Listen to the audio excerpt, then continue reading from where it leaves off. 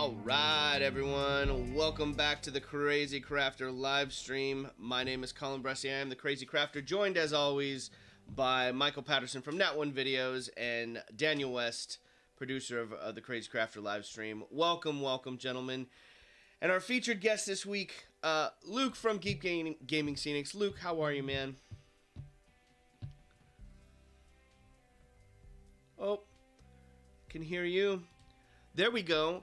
I can't start the stream, Luke, without messing it up in some way, shape, or form. So, of course, I muted you. So when we ask how the hell you're doing, it's just a talking head over there, brother. How do, guys? You all right? Sweet, man. Thanks for joining us today. Michael, how are you doing, brother? Doing good. Yep. Waking up still, a little ropey, but yeah, getting there. Cool. Daniel, how you doing, brother? Doing great. A little shocked to hear we're waking up because I've been to enough of these streams that Michael should be getting ready for bedtime pretty soon, like putting kids down. So, do we go to sleep today? My sleep pattern's all over the place. Oh, I can't even All over the imagine. place. I can't even imagine. I definitely am. This is. It's. I know Danny was saying before the stream is a little bit of a wild work week for him. Same for me. Starting work back up this semester. So, but it's all good now because now we get to chill and hang out with each other for a little bit, answer some questions, talk a little bit about some tabletop terrain. It'll be a good time. What's it? I know we talked a little bit about this. We were like, oh, we'll have tea on the stream. Yeah, we're not having tea. It's like all various points of the day. It's brown. It's brown. It's tea with heart milk. That's what it is. It'll work. We'll say it's tea. We'll say it's tea and call it. That's. I think that's what miners used to drink. They used to call it cold tea. That's definitely not cold tea. I was being disingenuous anyway. I always had coffee in that cup. I was lying. I was lying from the get-go. So. Yep. Well, we're thrilled to have you here. Luke, and we're excited to chat with you about. Oh, there's loads we could chat with you on. Oh, we just we lost a Michael there. I don't know where he went. he went bye-bye on our screen there for a second, but we'll those of you that are joining us out there in the stream today, if you've got a question for Luke, just pop it in the chat there.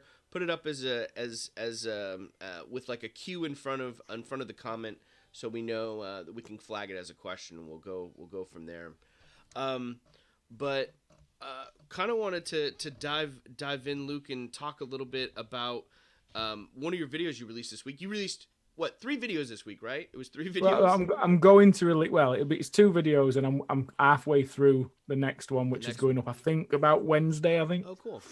Yeah. Nice.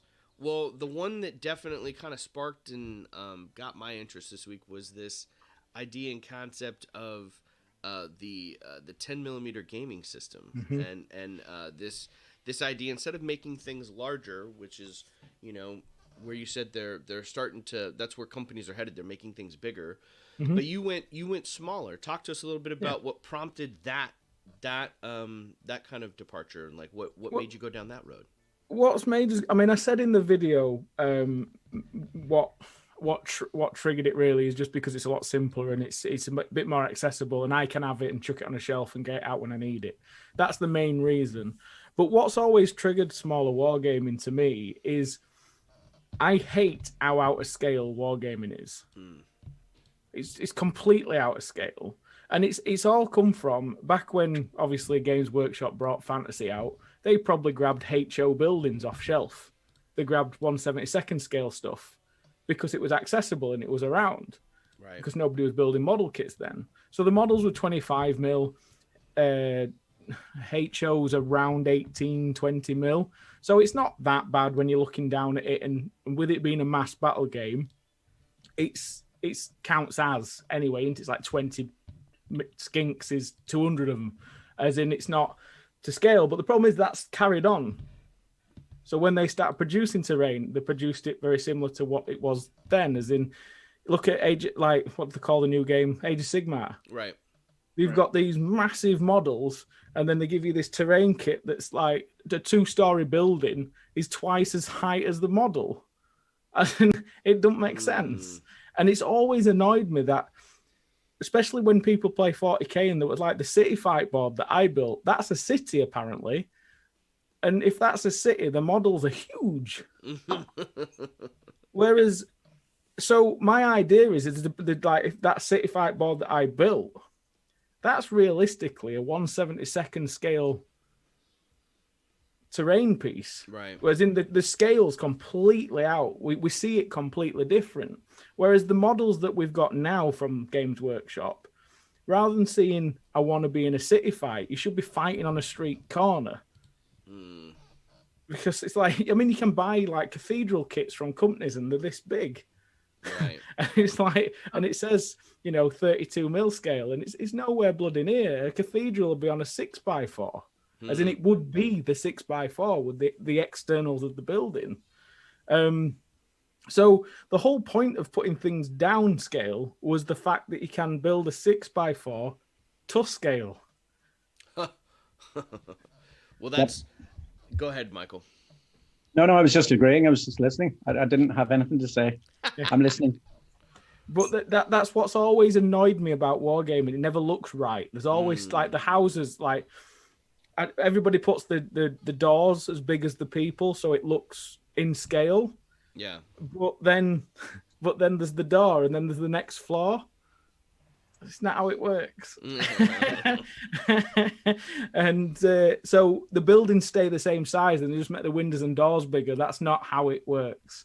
And I know it's all abstract, and I know if you did everything to scale, it'd be hard to play around and everything else. But that's why smaller scales look better. Now, the Kings of War table I did, it still had the abstractness, which I don't like. But that's why I wanted to do the 10mm models, and 10mm models on the 6x4 scale table and movement trays, because then you could put smaller trees in the same space they should be on, and it would look closer to a woods. The hills would represent hills rather than just tiny mountains. Right. Because you'd have like a horde of men, and that horde of men wouldn't be 40 models, it'd be 600 models. Right. Right. And you get that. Well, that's why I put the Total War thing on the thumbnail, as in it would really look like Total War. You were playing it. And smaller scales for me as a terrain builder is where it needs to go. Well, I think one of the things that I really that drew me to this scale and to this concept that you're working with now, Luke, is the accessibility to try it out. Because like you said, especially I've got a 3D printer, and you can bang out those 10mm models, and while you, like you said, you're working on one, you can be printing up another batch.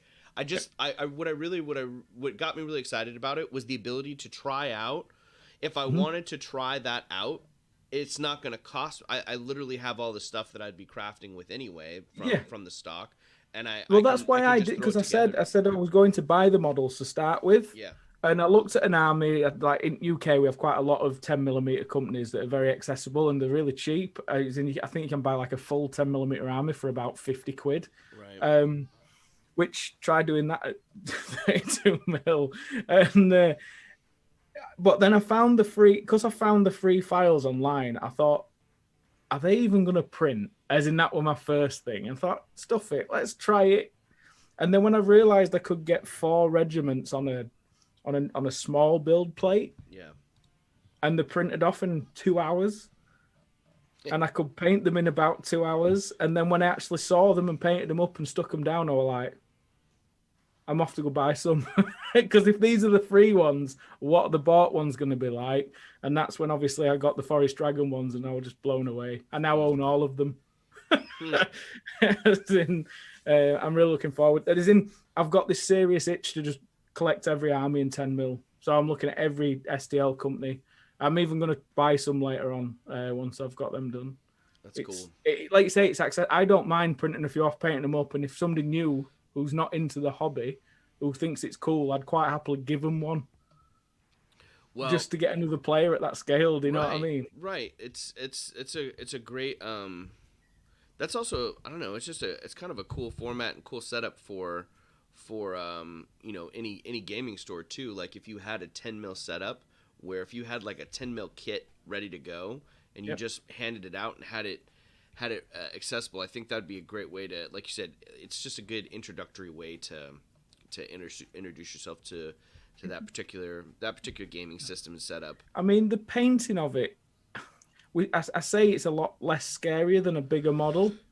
But then when you don't know anything about painting, you look at that and go, oh, that must be a lot harder to paint because it's tiny. Yeah. And then when you see something bigger, it looks simpler to paint. But it depends whether you're a hobbyist or a gamer, because the 10 mil models, it's just about dotting on some detail, literally dotting on color and chucking a wash on it.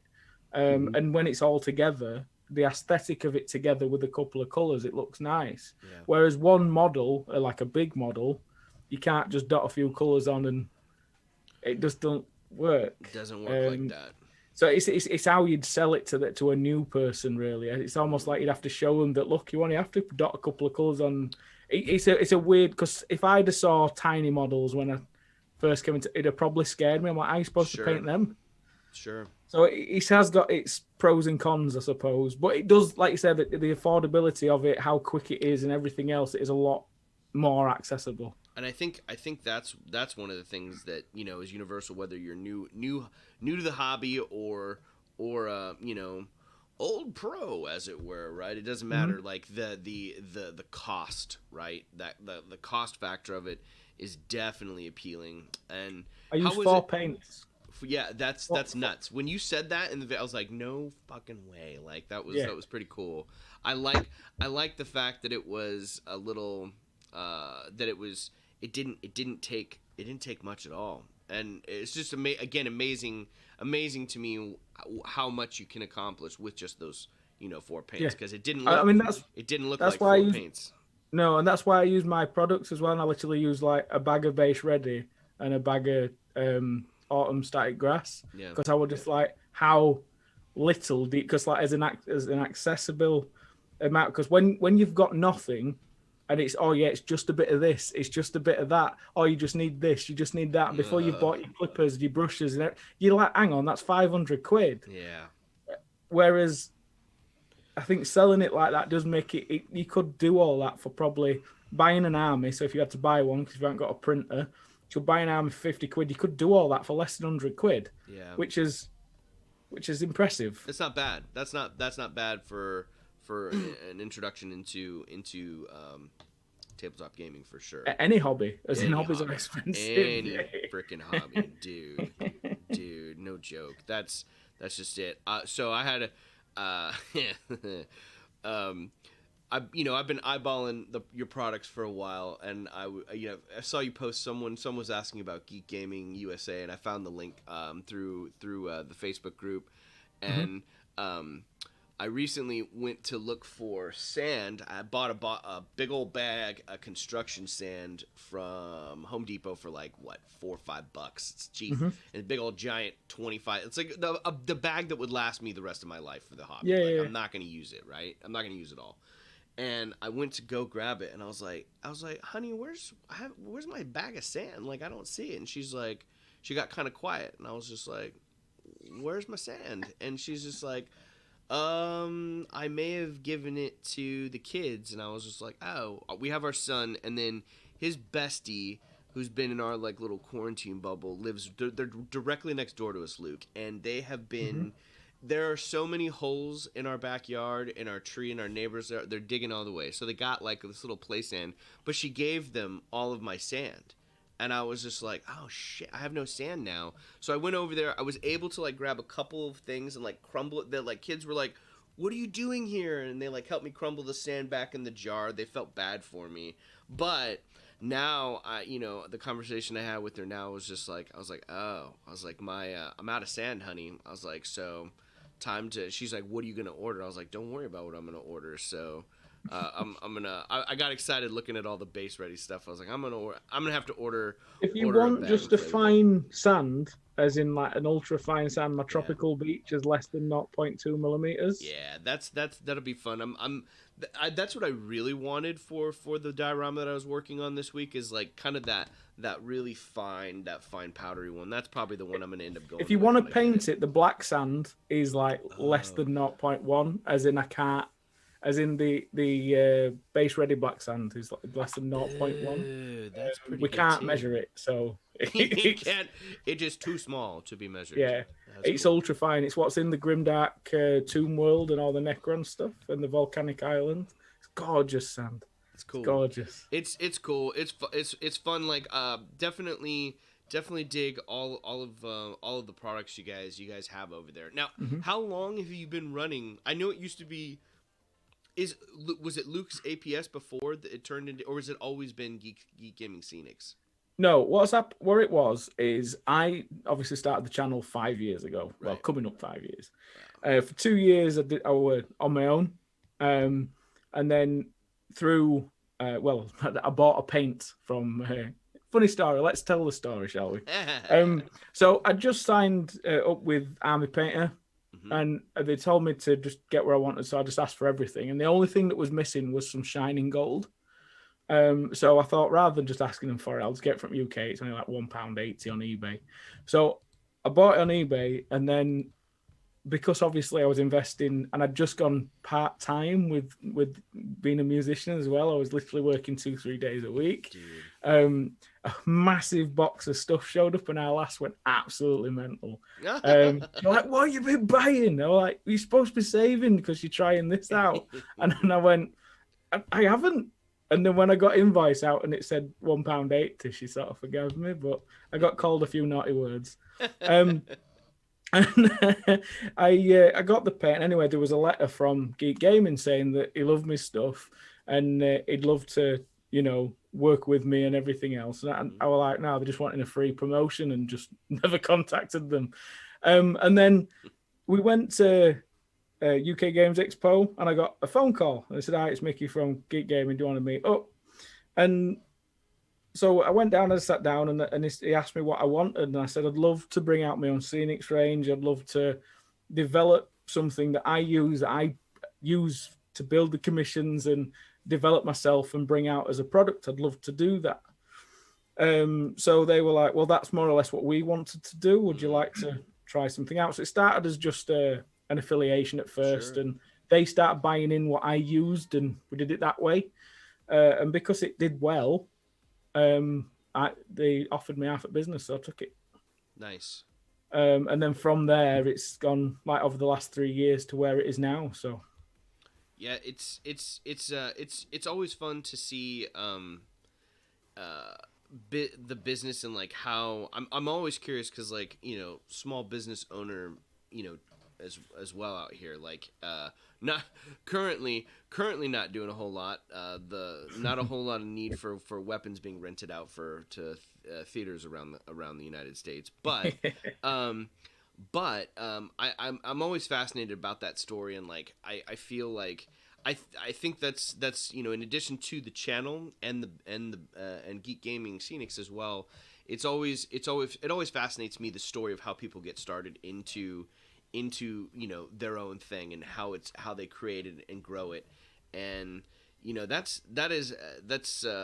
it's always fun to see it grow and blossom, and it's well, what started the scenic style of thing is my business plan at the start. Luke's APS was a painting service, as in I painted miniatures. Like people call me a terrain channel. I said I was a mini painting channel, right? As in somebody that did it quick and just sort of that'll do sort of standard. As in it were the how quick can you do something, and then I got into Kings of War, and then.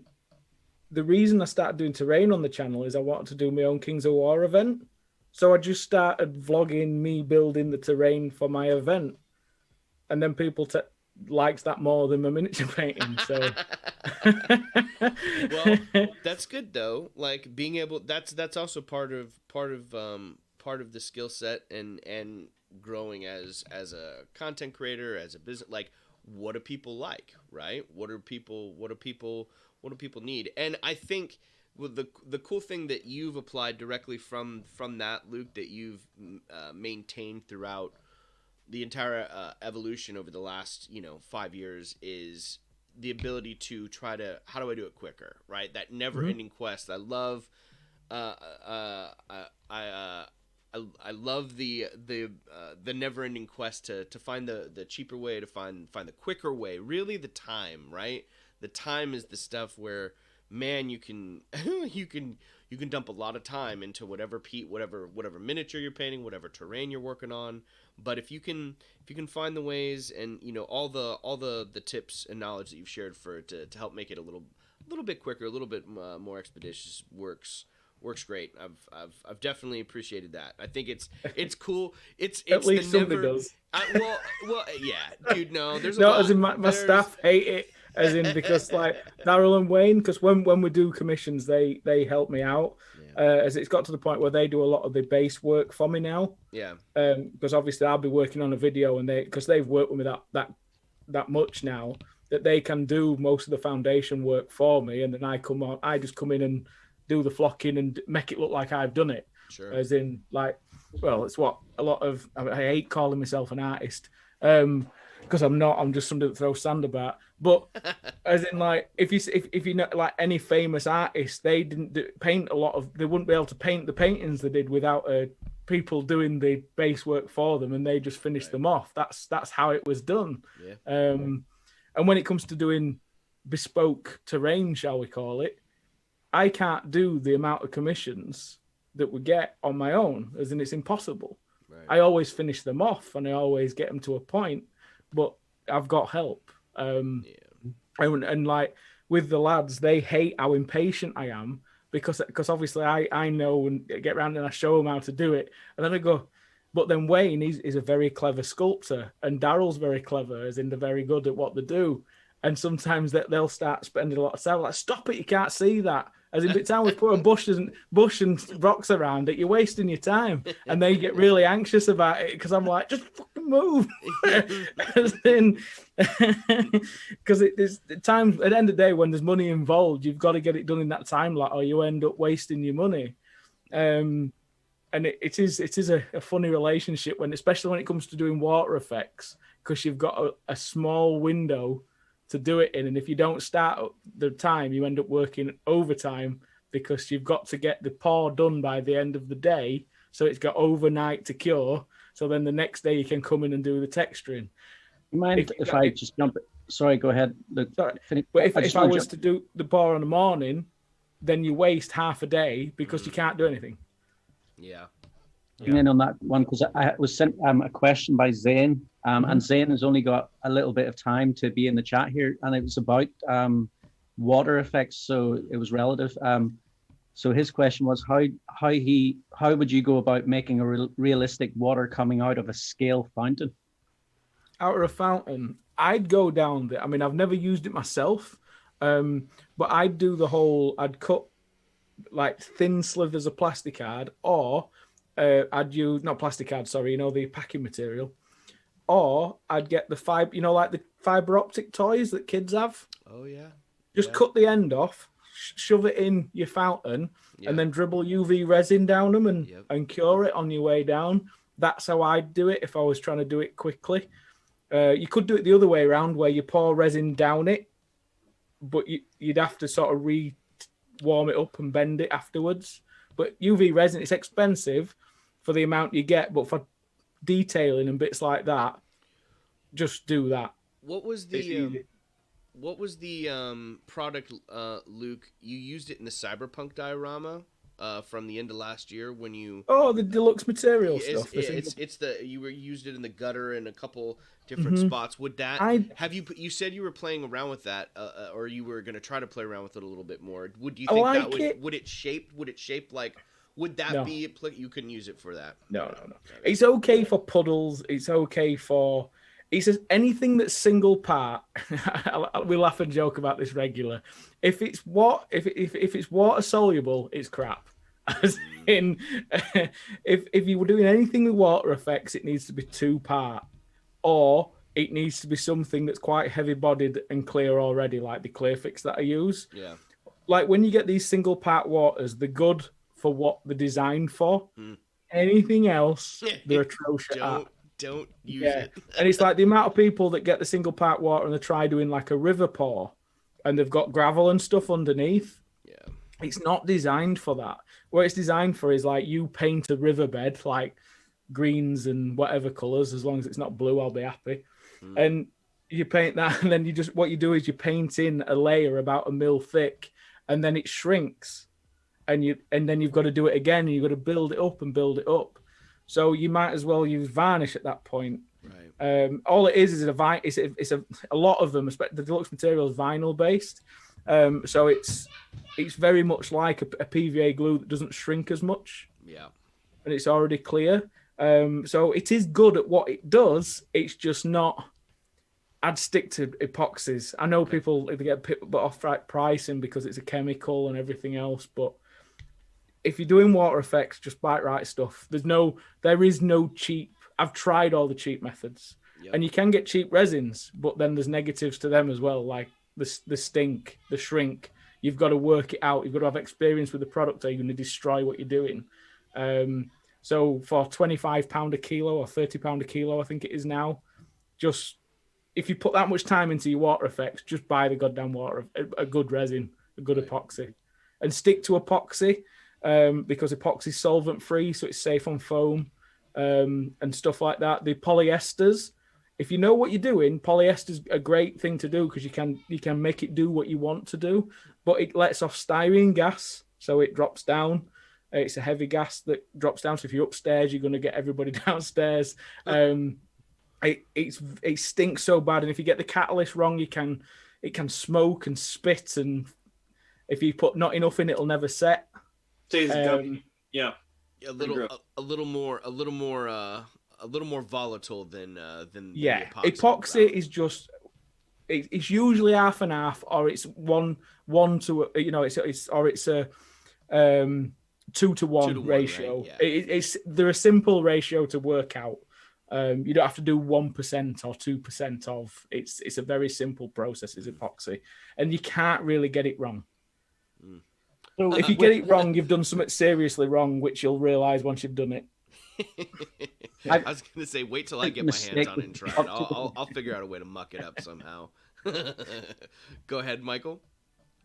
I was just I made a mistake with epoxy whenever I poured it in on top of some acrylic paint, and then the acrylic paint kind of sort of seeped up into the epoxy overnight. Yeah. What would you do about that? If you're doing anything with water effects, don't do it the same day. Right. So, for example, when I did that med board, the Mediterranean board, I used a load of different grouts and sands. I sealed that 5 or 6 times and left it for about a week before I did the water pour, just because the pigments and everything in that I didn't want seeping into the resin, because I made sure it was completely sealed with varnish. And I don't mean like an aerosol varnish, because that's not enough. As in, I used pure varnish in an atomizer and I caked it. Must have put about 15 quid's worth of varnish on it, just to make sure that river area wasn't going to seep. Wow. Right. Yeah, because that's the problem. If you're doing anything with water effects, you need to just, because if you get it wrong at that point, it's your last thing you do usually. Yeah. And if you get it wrong at that point, you've got to start again. It is safe. You can save it a lot of the time, but sometimes if you haven't got any more depth, or you can really destroy an entire piece. So you've got to be careful. It's the only time my art goes like this, when I'm using water effects, and I know what I'm doing. Yeah, that is probably I haven't messed around with a ton of water effects in my builds either. And well, when I say either, that's one of the reasons I've strayed away from it, is just because I was like, haven't come across a build yet where I've won, it hasn't haven't needed it yet, but also there is that line of like, like you have like it once you go down that road and you add those water effects, like it is that razor's edge of like I could ruin the piece at this stage in time. But like you said, did you see the railway video that I did with Simon? I don't think I saw that one. It's UK's largest O gauge railway. Okay. And I helped him pour a river that's near me. Bearing in mind, this river pour that we did was 6x4, and that was only a part of, but I mean, the actual surface area of the water, not including the banks, was 6x4. So that was the biggest resin pour I've ever done. Dude. So he asked me to go down because I'd used a lot of epoxies to help him with it. So we did that. We did 2 pours over the course of 4 days. And we got it looking nice. And UK TV got in contact with us. Oh, nice. And said, want to come down and document it all. And obviously, because of COVID, he's had to do another part on his own. He couldn't get hold of the epoxy that he got last time, so he got a different one. And obviously, he's been on camera on his own, a bit uncertain. And he's been pouring it, and it's dried as he's been pouring it. Holy crap. Oh, my God. Yeah, so he's got like a mound, and it started to crack a little bit in areas. It got really hot. He thought it was a 50-50 and it wasn't. So I'm going to go help him save it. So what I might do, I might actually film it as how to save it, because I haven't actually done a video on how to save something. That's great. The problem is there might be a delay on how long I'm allowed to post that out, but is it tacky because he got the mix wrong, or is it like tacky?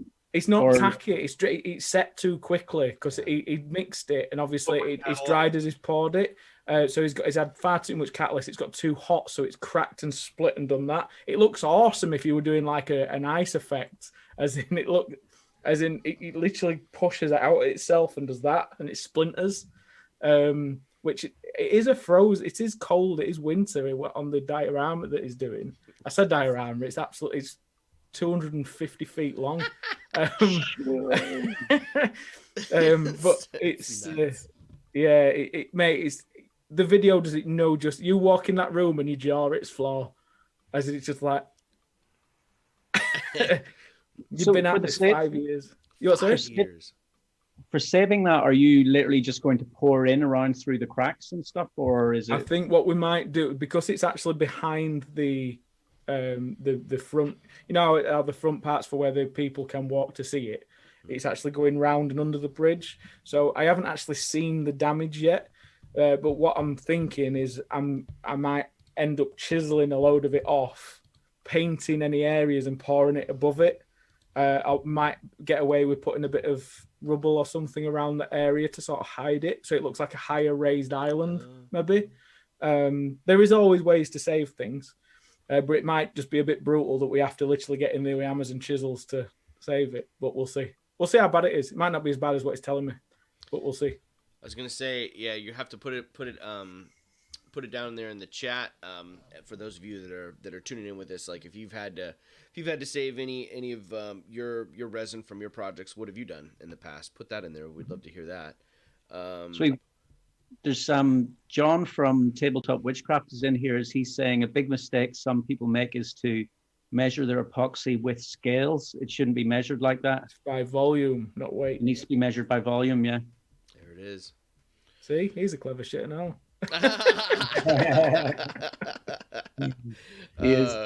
Of course, he ends that with he's made that mistake before in the past too, where it's the way to learn. It is.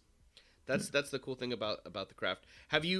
Danny, have you used a ton of epoxy or resin within your work or any of the builds that you've worked on? I whenever I'm using resin, and I've only had to use it a handful of times, I'm typically doing polyester stuff. Sure. Polyester stuff. I end up having to do fiberglass work periodically. Oh, yeah. So like I'll do fiberglassing with that. Yeah. Frankly, I rarely ever need to do anything clear, and if I'm doing things clear, I can get away with like sheet plastic for most of that stuff. I don't have to do water effects in the same way. I mean, in the theater, if I'm doing water effects, I'm typically have to bring in water.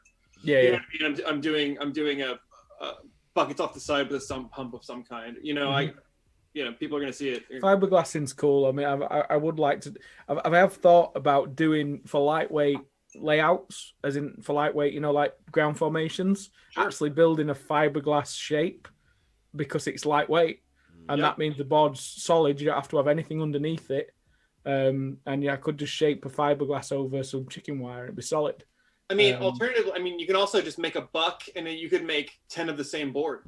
You could make 10 of the same shell. You know, build a negative, cram that glass in, mat it, and then get the base frame out. And you could make 15 of the same shape. Yeah. If you know, a production line or something like that was coming along, but it's definitely the right tool for some jobs. It is. It just stinks to have. Oh yeah, it's awful. Mask up, go outside. Yeah. It's gross. Yeah. That's not a project that makes it into the Gremlin Cave there, huh, Danny? No. Oh goodness. No. Like I said, polyester resin lets off styrene gas, and the thing is, you don't feel it for a while because it's heavy and it drops down. So when, like, especially in my unit where I am now, because I work upstairs above the, like, where the lads are working below me, they'd get it before I'd get it. Yeah, may as well be releasing carbon monoxide. I mean, like, it's gross. It's gross stuff. Yeah, as in, as soon as you open it, it smells like we call it 2-pack body filler. It's the same sort of stuff. It's like it just stinks. So yeah, if you use Bondo, they use a similar chemistry. Yeah. They use a very similar chemistry. Yeah, and I've used Bondo a lot more than I've actually used resin in my work. You will. Yeah. All the time. So there's a question that popped up a while ago towards the beginning of our stream when we were playing hopscotch with the Zoom format there. There was Night Terrain asked, like, what are some of the biggest hurdles saying each of us have overcome to turning your love of crafting into a business? I mean, we'll start, like, I definitely feel like we'll start with Luke on that one, but, like, what are some of the biggest hurdles you've been as you turn you know, this hobby into a business? Speed. The only thing that holds you back as a terrain builder, if you're going to stick to the old school methods, it's not going to work. And saying that, I think my methods are pretty old school anyway. Probably more is what I'm calling old school the new school way. I don't know. Maybe you're just making it cool now, Luke. I don't know. I mean, because all I've done is I've watched Luke Towan, and I've just made that work for Wargaming. I've just been a bit heavy. Like I brought modeling compound out because it's a lot harder wearing and faster drying. As in, I've played with the plasters in it so I can make it as quick and as hard wearing as possible. And it's why I use grouts, because you don't have to have as much glue down, and whatever you mix in with it, it acts as a concrete and it sticks. Yeah, it makes it super hard wearing for wargaming. And then, like, when it comes to working with seafoam, it's the nicest looking thing, but it's very delicate, so I dip it into latex. And when you dip something in it dries really quickly, and then and then things stick to the latex better than just the seafoam. Latex, does that not degrade over time though, latex? Yeah, so does seafoam though. So okay, so it's latex will last a lot longer. It'll make it preserve it, if anything. Best thing is with latex in it, if you do break it, it stays there and don't come off because it's got a skin all the way around it. Right. It might flop a little bit, but it won't come off. Yeah. There's a lot of benefits. I use a lot of latex. Just don't mix latex and plaster together. that don't go right well. Tried it, yeah. That's interesting. So you're just using like a balloon latex or a rubber latex? Just rubber latex, yeah, just liquid latex, and just dip everything. Just literally buy a bucket of latex, and then when you do a wire armature, just dip it, hang it up to dry, dip it, hang it up to dry, dip it, and then once it's done, chuck it in the oven so it vulcanizes. Sure. So I mean that's another fantastic smell in your life. Oh, it stinks. It's ammonia, isn't it? Ammonia. Yeah. It's a bucket of cat pee. It's awful. Awful stuff. Yeah. Yeah. Somebody's asking. I smell lovely when I'm at work. Somebody's asking in the chat about Seafoam. Texas, I don't know its proper name. Okay. Yeah, I don't think it's a foam that I've. It's not foam. It's a plant. And when it dry, the plant, it looks like a scaled tree. I think what do you call it? What they called Scenic Express. They call it super tree material. Okay. A lot of hobby companies call it something, so you don't know what it is. And seafoam's not the correct name for it. That's just a generalized term. It's called. I can't remember. It's. I can't think of proper name. It'll come to me. If anybody in chat knows what it's technically called, throw it in there, or find it for us and throw a link in the chat. Like, help us out. Make us smarter. Hang on. When we move on from that one, I've got a couple of questions that were sent to me by Tina during the week. Yep. It's Telexi Anastata. I think that's how you pronounce it. Rolls off the tongue. Yeah, it does. As an English dyslexic.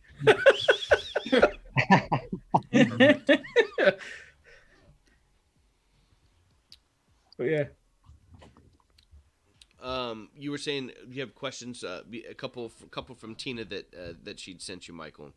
Well, Tina has recently had a few of Luke's products, and there's one in particular that she's got is the fast drying glue. Yeah. And she's saying she didn't know beforehand, but it's not water-based. So please, how do you go about cleaning the brush? What do you use to go about cleaning your brush? It's water soluble. Yeah. It should be water soluble. It's water soluble. Just use warm water. The problem is it dries that quickly. The fact that people say, "Oh, I can't get it off my brush." I've got when you see in my videos when I'm using a brush, I've always used the same brush if I'm using a brush, and the tip is actually just the glue. So I just push it around because when I'm putting it down on anything, I put a good mil thick of it on. But what's best to buy, the clay sculpting tools with the silicon tips. Just use one of them, and then once it dries on it, you can just peel it off. True. Don't waste your brush because it will destroy your brushes. Yeah, I have that brush, but it is the glue brush, right? Yeah, that one old brush that is only good for something crummy that I don't care if it's destroyed. But man, it becomes I learned that quickly when I was back. I was like, oh. But if you do want to clean your brushes, have some warm soapy water with you, and literally use warm soapy water, and the fast dry base glue will come out of it if it's not started turning. If it started turning, your brush is ruined. It's a rend. I mean, I joke about it, and I absolutely hate the stuff, but I can't not use it. Because once you get it on your hands, that's it. As in, you stick to everything. Would it make a difference if you were keeping your brush in the water as you were working? That's typically what I've done. Yeah, but the problem is then you start watering down the glue, and that's not good. Right. Okay. The glue doesn't work well with water. Right. As soon as you start thinning it, it's just crap. So just to get another one of Tina's questions. So she had 3 questions. So the other one was the pasture 1 millimeter grass flocking, I think it is. She says, why is it such a bright green, and what do you use? Well, we don't do it anymore. We've not done that for over 2 years. Right. Okay. Yeah, that was a grass. The reason we brought that one out is because I don't know if anybody watches me, but when I do static grassing, the base layer is always very bright and very over the top, because you don't just use one grass. You use multiples, and the reason is when you start to lay your grass up, the bottom layer, if that's a muted color to start with, you can't see it. So it's always over the top. It's like the spring in 2 mil, or the spring 2 mil is very green, but I never use it on its own. It's because it's the base of dry desert grass, for example. Because if you look at deserts where there's water, the grass is so green. Yeah. But then the longer it is, the drier it gets. So you put a really strong, vibrant color down first, and then you put the drier dead, like autumn, and then dead on top of that, and it looks really natural. The grasses look terrible on their own, but when used properly, it looks good. That's a mistake that I'm learning now. Is Yeah. that I've just been putting 1 or 2 colors down, and it just looks green. Yeah, grass is never green. That's another one. Grass is not green. It's not greener on the other side of the trees terrain. are not brown. Yeah. You're turning the crafting world upside down for everyone out there today. Yeah. You know what? I feel like I said the trees weren't brown early on in this stream, but Yeah. Trees aren't brown, they're grey. Yeah. he's famous. Yeah. Earlier in the week, look, you mentioned about having you cut down the range of different grasses that you had, like you just reduced it all. Mm-hmm. And that was just because people weren't buying. The reason I did it is one, because we had a lot of people like I can't remember her name. Sorry, Tina. People were buying just one color and going, it were confusing to people. So what I did is I started making blends of grasses. So you could use a blend and it looks okay, but the idea is you can develop all different seasons plus more by blending others together with layering. That's static grass and layering is just what people are doing, and it looks great. And because all the grasses have elements of each other in the grass. So because they've all got, it's like the dead has got the autumn in it, the autumn's got the spring in it, and because they all work together, however you use them, they will all work. So we reduce the size and quantity to make it simpler for people coming in. Makes sense. That tracks. Yep.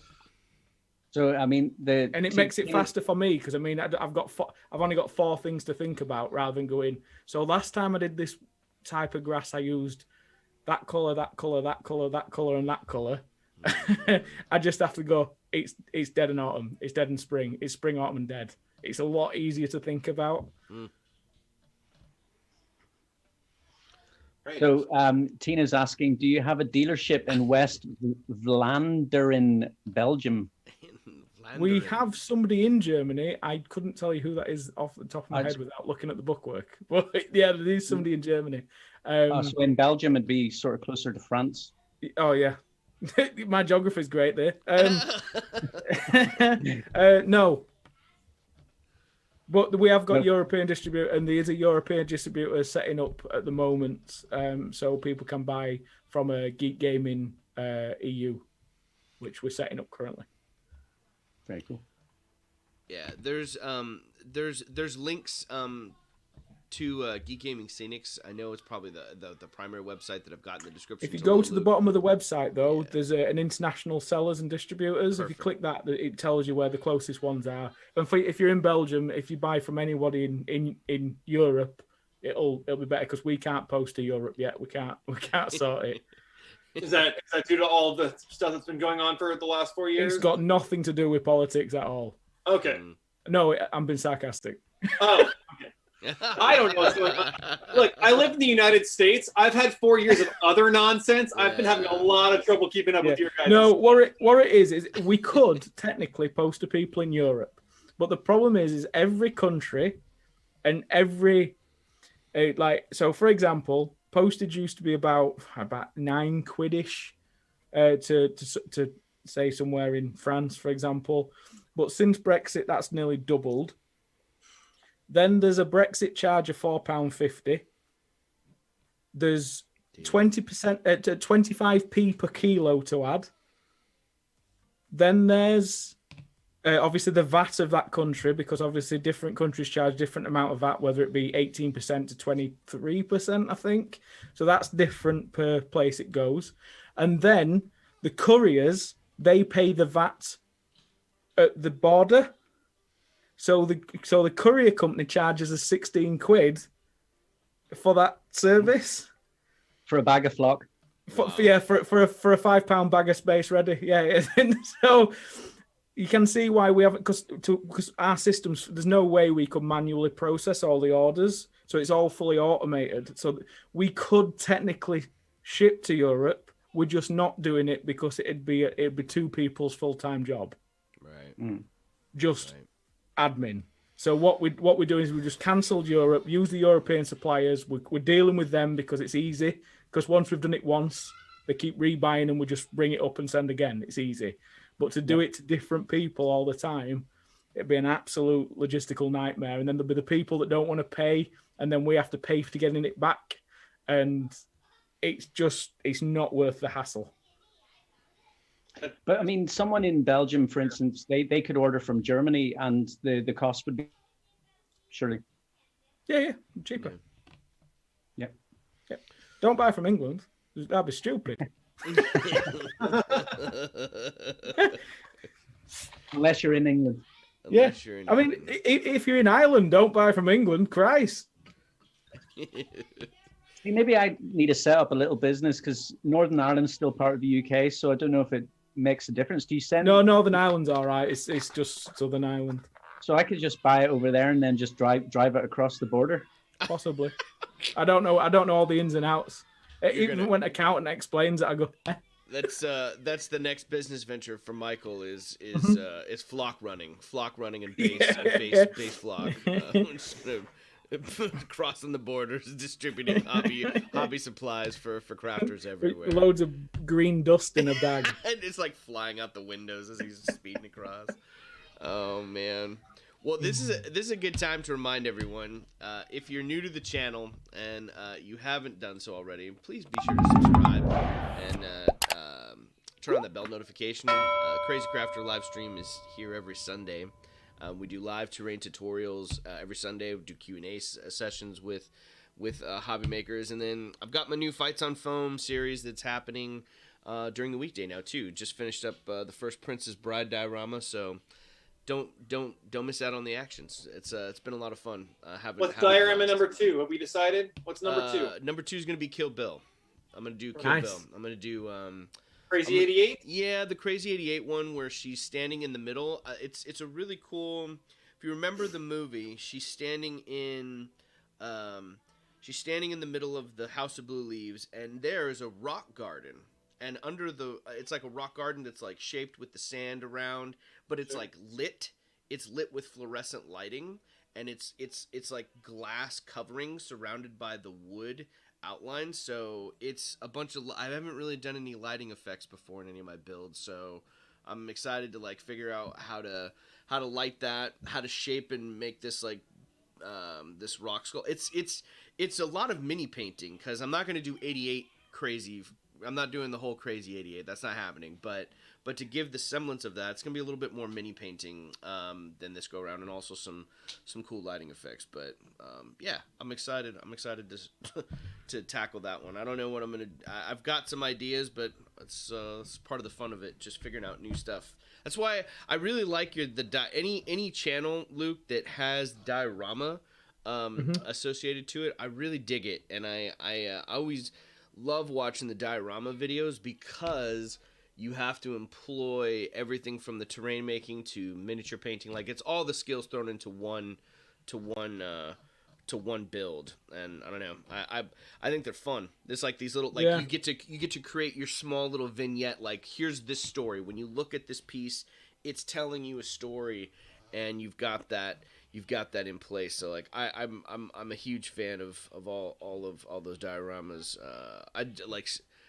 Michael's gonna hate me, but someone recently just suggested Nerdforge to me, and she's got a ton of really cool stuff. But she made Nerdforge is great. Yeah, she's got a ton of really cool Killing stuff it. too. Yeah, she's killing it. Michael's like, I told you about Nerdforge years ago. But yeah, she's got some cool stuff. Also in the description, if you haven't done so, both Michael and I don't know. I'm sure you. I don't know if you're a part of the we're a part of the Chilling Wargamers network, and we're super thrilled to be associated with those fine folks. One of our fellow Chilling Wargamers, Josh Mackin over the Pickle Jar, has got a really cool raffle going on. He recently hit 1,000 subs, so bravo, holler over at Josh. But he's got a really cool, like the raffle prizes he's got going on for that giveaway is pretty spectacular. They're sponsored by BrokenToad, so they got a lot of really cool stuff. We threw a link up to that raffle for you guys, so if you're interested and you didn't know about the raffle, check it out, because Josh is setting up some pretty cool stuff to give away. So be sure you check it out in the description below. Josh's video on the Diard diorama where he used the phone screen protector, absolute legend. Oh yeah, this for Die Hard. Yeah, like literally using the phone protectors because that glass shatters so well. Yep. As in, I was like that. Why I never thought of that. That's just perfect. Pretty cool, right? That's the video. Yeah. That's the video, Luke, where YouTube had me pegged and what I like, and it popped up when he released it. And I love the fact too that he released it. It's his Christmas diorama because it is the greatest Christmas movie of all time. Not a Christmas film. It is a Christmas film. And when it popped up, Pineapple goes on pizza. it was smashing. Like I saw that thing and I was like, holy crap, I gotta connect with this dude. I was like, he made the dopest diorama that I've seen in a long time. And that was certainly when he came along with that, I had the same moment. I was like, how come I've never thought of that for broken glass before? It's all it is just a Warhammer movement tray. I was like, there wasn't much to it, but just the broken glass and the McLean model. I was like, that. Well done. Where did he That's get? why I shared it. It was a great video. Yeah. Where did he get the little McLean model from? Was that from Thingiverse or something like that? No, it was I can't remember the name because I've got the League of Gentlemen models from them. Yeah, it was one that looked like a John McClane. It was just one that he'd yeah. Is it pulp figures? Is that what they're called? Could be. I can't remember the name. It might be in the link for his video. We can go back and if you can go over to the Pickle Jar and you'll find this Christmas. You can look it up. It might be there in the description, everyone. I have another little question from one of the viewers, if that's okay, which is from Sonder, and he asks this question to all of the guests that we have on generally, which is modularity or specific pieces, question mark. I hate modularity. Yeah, bigger builds for you, man. No, as in, you know why I hate modular builds? Because you spend ages doing a modular build and you always have it roughly the same. You keep putting it back the same way. or you do a slight variant, which you could have just stood at the other side of the table. Interesting. As in, I've had this argument with quite a lot of people, and everybody wants modular. But then whenever you see the table setups, as in I've told people to like, have you got a mat? I said, right. Have you got a load of terrain? I said, right. I said, you show me 6 completely different ways, or even 3 completely different ways that it's completely different, only using the same pieces. Because if I build you a modular table and 2x2s like you're asking, it's only 6 2x2 tiles that go together 6 ways. So no matter where you put that piece, the game's going to play very similar. So show me how different it is. And they always look, and I just said, well, what's the point? As in fixed tables, because realistically, who plays every week?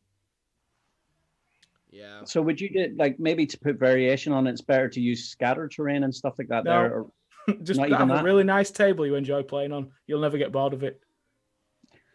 So I've got my own question I'm curious about. So you make a lot of builds for other people, and they're big builds, but how many personal builds have you got, like sitting somewhere in storage that you play yourself, or have you got, or do you I don't have any terrain. He's got there one you go. now. I've got one now. You've got one. Yeah. Because obviously when it was me and when I first started the channel, that were mine and my brother's gaming room, because my brother used to live here. And we used to have a rollout mat with modular terrain. And I had that because I could keep it in a drawer, in a box under the table. And then when customers came in and bought stuff, it was there. But whenever we did a table, it always looked the same. And since then, I've never seen the point of scatter terrain, because it's easy to store, but it's not really modular because it's always very similar. So I'd much rather have one big table that I just suspend from the ceiling or mount on a wall. So Elston was saying that John McClane miniatures from Studio Miniatures. That's the ones.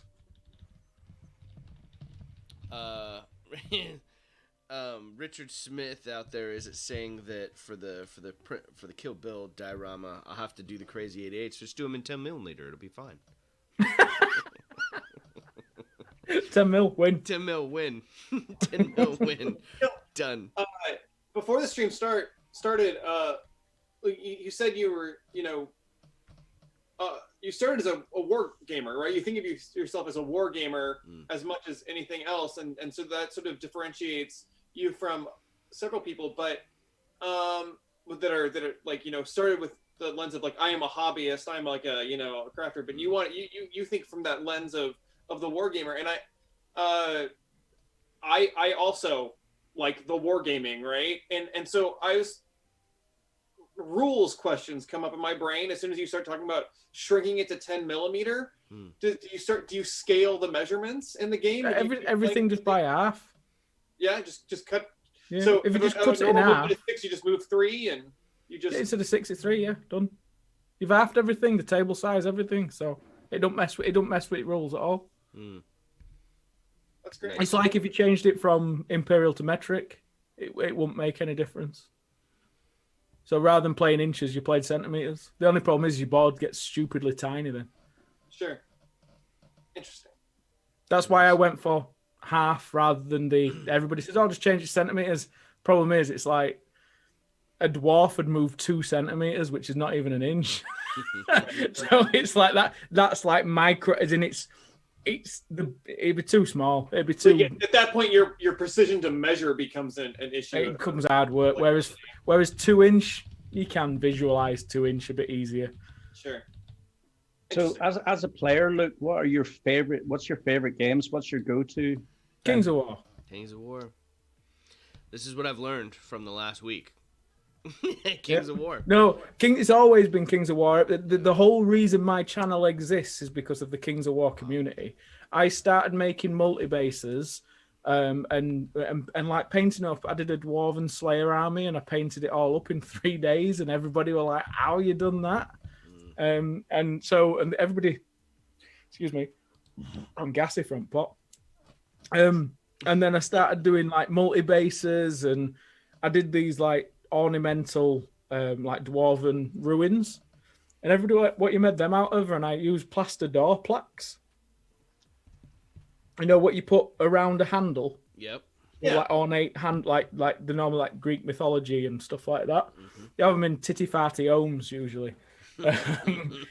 And I found some on a car boot, and my dad went mental with me because they were probably worth a couple £100. But they only cost me a few pounds, and I smashed them up and used them as ruins and built on the back of them. And everybody were amazed. They said, you should do that on YouTube. And I'm like, I don't even watch YouTube. I'm not bothered. And then they kept telling me to, and then so I did. I put my first video out, and then I think second day I had like 1,000 followers. That's mad. So, but I had done about 12 months though on social network to start with. Yep. So I built the following before I came on to the scene. But I was unaware of me doing that, if that makes sense. I would just enjoy it. Because you got to think, 6 years ago, I got into the hobby. I had no hobby experience prior. Right. Wow. That's cool. But also, again, like you said, all that promotion leading up to that moment in time when you released it. It's not. Yeah. That definitely. People knew the war that they were using my name. That's why I put my name in the channel. Makes sense. Yeah. So why? Oh, go ahead, brother.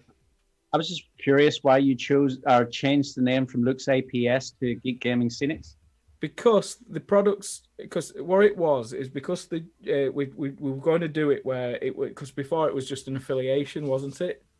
Mm-hmm. Right, and then because all the products was called Luke's APS Base Ready, and but then it was on the website of Geek Gaming.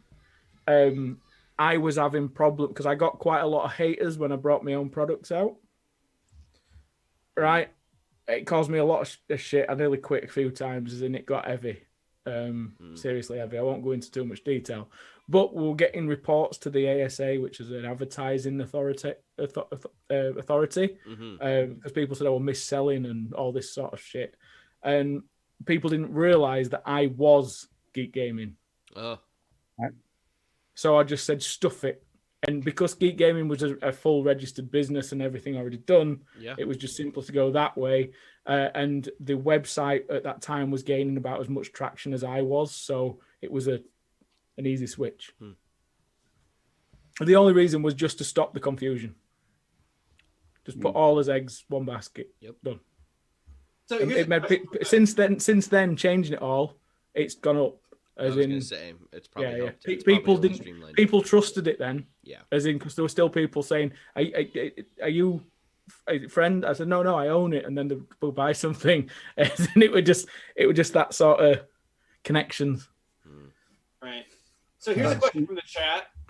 Tim is asking Luke, "What's the board build video you're most proud of, and why?" It's the Mediterranean board. Yeah. I love that one. I was watching it today. Yeah, I'm most proud because that's the first time I felt like I'd nailed water effects, and I'd nailed it using no hobby product whatsoever. As in, I used an underwater sealant for the waves and the texture, and I used epoxy for the water. And yeah, the most challenging thing about that board though is I had to get a lot into such a small space because that board's only 4x3, I think it was. 3x2. 3x2. No, 4x3. It's 4x3. So it were a 4x3 area. There's a cliff, there's an ocean, and there's like a river and a natural area like ground level. So I've had to have ocean, ground level, and a cliff with a temple on it. The scale's all out of the place, but that's what they wanted. So I had to try and make it work. But just the amount of effort I put into the water is the reason I'm most proud of it. The second board I'm most proud of is the first one-day board build that I did at Element Games. Because that really solidified the system and the product, because it just showed what was possible. Even though it did take 14 hours, it was still it's a weekend, isn't it? As in, boards usually take weeks, especially boards like that. And the fact that we did it in 14 hours just shows that it works. So, yeah. The Mediterranean board's my most proudest moment, which I'm hoping that this next board, that's the 16x4 that I'm doing, 16x4, I hope that one's going to be my next proudest moment. Here's another one. This is actually a product question for you, Luke, about your flocks and the battle mats that are on the site. How about some battle mats to match your base readies? Like the battle mats aren't my products. Oh, okay. They're Geek Villains. This must be the USA because Tim runs that side and he puts Geek Villains gaming mats on the website that we set up for him. So that's Geek. I've got no control over that. I am talking with Mac at the moment, and we are thinking of me building a board and us photographing it, and then making it into a mat. That might happen. But we can't do anything till COVID lifts. Sure. So to answer that question, it could be possible, but we need to obviously see what happens with COVID. Right. I can definitely see the utility of wanting to have the mat and then buying the appropriate flock so you sit it on there and it feels all homogeneous. Right. Mm-hmm. That's the best thing about, rather than having a rendered image, if you actually make something take a proper good picture of it, and then have that, and then put all the pictures together to build the mat, and then print the mat, then it will. The only thing is, and what people don't realize, it's same as when you look at the products on the website, you're looking at products that have been lit well under a lot of light and shot with a lens that's very close. And then when you see it in person, it's obviously a little bit darker. Sure. So you will always have a photographed image and a real product that will always look slightly different. There's no way of getting around. And if there is a way of getting around, then if photographers, please help me, because I don't know how to create that yet. But once I do know how to do it, then obviously I'll be able to fix that. Got lots of questions coming in. Oh yeah, there's tons. The hobby corner's got one like the video you did a while back covering the large model railway. Did it tempt you to start your own from the I'd hobby love corner? to do. Dude. O gauge is 7 mil at foot. So with O gauge, it's close to what we do. It's like 45 mil.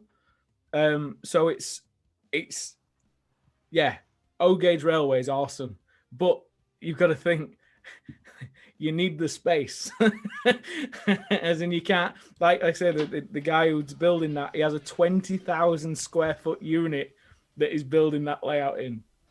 Same. Yeah. When it came to learning all of the techniques and skills that you picked up, look, was it like railway guys that you were mainly going to at the beginning, or where were you picking it all up from? You know where I'm picking a lot of it up from? It was some railway modelers, but a lot of it was some of your really old, like they're so hard to watch videos that are like diorama builders. And there's a one video, it must be about 11 years old now, or 10-year-old, and you can hardly see what's happening. But he's building this sort of pine forest in winter. And there's some of the techniques that he uses, and I'm just like, you can't hear what he's saying because it's so gritty and grainy, but you get a couple of shots of it, the pictures that he uploads, you're just like, that's incredible. And a lot of my ideas are from them videos that nobody watches, but they're the ones to watch. You want the content, so you actually spend the time watching it. Even if I can't, I'll watch it. Even if I find something and, like, say for example, there's a picture of it, and I go, how the hell have they done that? No matter how bad the video is, I'll study it because I'm interested. I want to drag the information out of it. This is probably out of the model railroading community mostly. Yeah, there's a lot of nice. I mean, it's Simon that showed me some of the books. There's some really nice books in German. Like just you looking at the pictures tells a lot of stories. Well, tells not stories as such, but tells you how to do it just by looking at the pictures. You can see how they've done it, and there's some really helpful stuff out there. It's just a lot of it's not in English. The Japanese guys, have you seen the one where they're doing the exploded submarine underwater? I haven't seen. Have you watched them build that? The Gunpla guys, the what, sorry? model guys, or doing like the dioramas with the giant robots, the Gundam model folks. They're doing. No, I've not seen. No, this is the one that I've watched. Again, it were a really old video. It must have took them years to film because it was time lapsed. But he does this exploding submarine underwater, and how they pour the resin is they build it in layers as they're going up, and then they pour the resin around the layers. And I just like to get that consistency in the resin, in color, and everything is just it's unreal. As in, because they get lighter as they get to the top, and they built it over years, not days. It's just the level of skill and the stuff that's out there. It's just it's great to watch, but it's just a pity that none of it's been time lapsed and just with crap music put over it, and you can't really see what's going off. And the subtitles that are on there in Japanese, so I'm not learning Mandarin for that. Yeah, that always blew my mind whenever we would go to the little hobby shop when I was a kid with my dad, and we would picking out a new model to make. I'd be blown away about the different scale size from all the railroad community crafters that would come in and build the terrain like that. Like they're just some of that stuff. Like they had it in different scales all around the store that ran around the perimeter of the store. So you'd have the larger millimeter like railroad models, but it would go around the entire store, and then it would shift into a smaller one. They had 3 different scales for the different sizes, obviously showing off like product and stuff, but all these dudes, like they had a separate room in the back where the dudes would just be in there crafting and building the next part or adding on to all that terrain. That's a bit wild. I haven't. That's kind of an interesting rabbit hole to go down. I'd love to see what are some of those older videos. You'll have to, if you find some of those links, I'd love to check. I'll those try. out. I haven't had any hobby content recommended to me for the last 2 years. all my content now is camera equipment and Sure. and video editing videos. Sure. The algorithm figures out what you want. Back into the chat. The DMG info. Yeah. Glad to see that you're in the chat today. Is just mentioning that the diorama builders out of Japan are selling these things for tens of thousands of dollars. Yeah. They're, Wow. you know, they're very much akin to painters in the West. And then we've got a couple questions. Carrying Commissar is just wondering, Luke, do we have any more Kings of War content coming onto the channel? Is that on its way? It might be. I don't know. It's because Kings of War content never really does that well. I have to think of a way I can, because I know this sounds bad and I know people are not going to like it, but there's no point putting a week's worth of effort into a video if only 1,000 people are going to click it. Right. So I have to be clever about it. It's me, like the though. last one. The last video was a Kings of War video. Right. Um, But it wasn't just about Kings of War though. It was No. about it was introducing this idea and concept of the 10mm Yes. scale. That but it was a Kings of War. Yeah. And I think that might be the pathway forward. The thing that I really enjoyed too, Luke, about that video, I could see how excited you were about it because it was Kings of War and it was something you were so excited about. Like it was something that, you know, again, it's the very root that got you involved and kind of sent you down Their this fault. pathway. Yeah, it's their fault. It's their fault. Much rather have a 9 to 5. Well, I'm excited to see that. There's also where there's another comment out there. John from Tabletop Witchcraft. He was saying that he'd like to give you a big thanks to you, Luke, not just here but to the entire community. He's saying you were a huge help for him starting out his channel and always willing to answer even the most basic questions. And he says, he messaged me right at the start about camera equipment and I'll sit and talk to anybody about gear and now to, you know, I ain't got a problem. well, your reputation definitely preceded you because that's all I've heard ever since I've been on YouTube and connecting with more folks around the crafting community. Definitely everyone told me what a prick you were, and no, they nothing but helpful, and it's been really cool. I mean, there's a few connecting. people I have let down in my time, I must admit, because I'm a bit of a yes man, and I like to agree to everything, and I have let some people down on streams and stuff like that, and it's just because work's overtook me, and I try and do too much, and I'm nothing but apologetic, but sometimes it's like, yeah, no, I'm still on for it. And then it'll get to like an hour or two before, and I'm like, I just physically can't do it. I try and fit everything in. Were you considering that today? You what, sorry? Were you considering that today? No. I'm joking. So Elston has one of the most pressing questions for Luke. He does not, but it's awesome. Ask it. What is your favorite beer whilst wargaming? Favorite beer? Yeah. Ooh. What? No, specifically whilst wargaming. What is the brew that gets Banana bread. Wells banana bread. I've never had that. Craft beers. You're more into the craft beers. Wells banana. Does it taste like banana bread?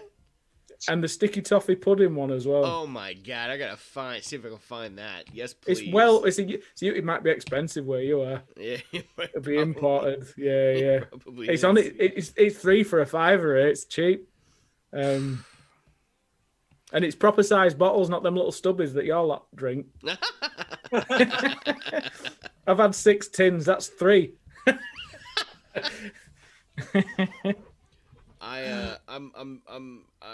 So it's beer. I like when I'm gaming. It's whiskey. It's whiskey for me. I used to drink a lot of beer, but I love me. I'll sit there and do a heavy pour over on the rocks a little bit and just sip on it throughout the night. No, I can't, because if I was playing, Kings of War, I probably could do it if I were doing a game of Kings of War, because it can be done in about an hour and a half. So drinking whiskey, playing Kings of War is doable. But if I were to have a couple of games, oh, here we go, my camera's turned off. Woohoo! I'll just change battery while I'm talking. That's fine. But yeah, if I were to sit and drink whiskey while playing something like 40k, I'd be fast asleep on table by turn 3. Gareth from the DMG info is suggesting that you hide the Kings of War content in another video, that you find a way of working it in around what you do. That's what I've always done. I've always tried to not.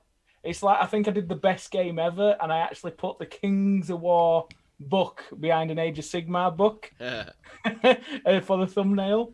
That got about 40,000 views. But if I'd have put the Kings of War book in the thumbnail, nobody would have watched it, which is annoying. Because people say, "Oh, you should make content that you want to make," and it's like, but I can't because it won't do well. Therein lies that rub, and I know you've talked about that a lot too, and other content creators talking about chasing that algorithm, what's going to do well. It's not really chasing the algorithm. I think, because the algorithm's what people call things, but it's provocative titles and it's good thumbnails. And the title thumbnail game is half the battle. Right. And the groundwork that you've done before. Now let's talk a little bit about YouTube, because I like this stuff. Yeah. And it's like there's a lot of content creators that just blame that they don't want to chase the algorithm, right? Right. Now, if I'm going to use Trent as an example. Okay. With me and Michael were talking about this the other day. For example, Trent's been going as long as I have, about 5 years. Every video he's put out has been a passion project, and it's been good, and there's been no gumph around it. He's only ever uploaded when he's got a video that's done and it's good, right? There's no like GW's latest releases. There's none of this unboxing the brand new shiny. He might just make some barbed wire or like a bunker. Loads of videos on that, but he'll do a good job of it. When he eventually has a video that breaks through the algorithm and he gets like a kick up ass, all his videos are watchable because there's no gumph that's not relevant anymore. His videos are constantly relevant, and that's what you need. You can make just what you want. It's just you've got to go a long time before you get your break. But then when you get your break and people realize it's good, 52 minutes is another great example. Every video he's putting out, it's awesome. And so when he eventually gets that break, which he's had a few times now, people go back and watch his videos and realize that they're all very good videos. I've removed over 2 million views worth of videos. Wow. Because when I went full time, I started trying to chase it because I needed to develop an income, as in I was scared, I was worried. So I did a bit of clickbait, I did a bit of this, I did this, like latest release videos. I was trying to get the new views, and it's okay to do that as long as you don't focus on just doing that. Right. Because if you focus on doing that, once you have a breakout video that does particularly well, you've got a lot of content that's not relevant. And when you do have a breakthrough video, YouTube starts recommending your videos more. And it might push out the videos that are not relevant. People don't click them. And then it thinks people don't like your videos anymore, so it stops recommending you. That's kind it's not really an algorithm, as in the sense as you can break the algorithm by playing with the popular trends and doing down that route, but you can play the steady long game. Right. And the steady long game has the better end game. It's like Black Magic Craft's a great example. Every video he's done's valuable. There's not much gumph in there. There might be the odd review or something, or the odd product review that's a bit, but there's not many of them. There's a few. And I think if you are serious about YouTube, just do what you want to do and do it good. Yeah. Don't worry about it in a video. Don't think about 6 videos a week. Don't think of 2 videos a week. Just think, I want a good video. Right. And that might take you 3 years to build a library. But when you get one video that does well, the rest of your videos will follow because YouTube will start recommending you. Great advice. I actually just watched, I think, Black Magic Craft number 3. Yeah. Again, like a few days ago, because I decided I want to make a boat. And Jeremy has a boat. Yeah.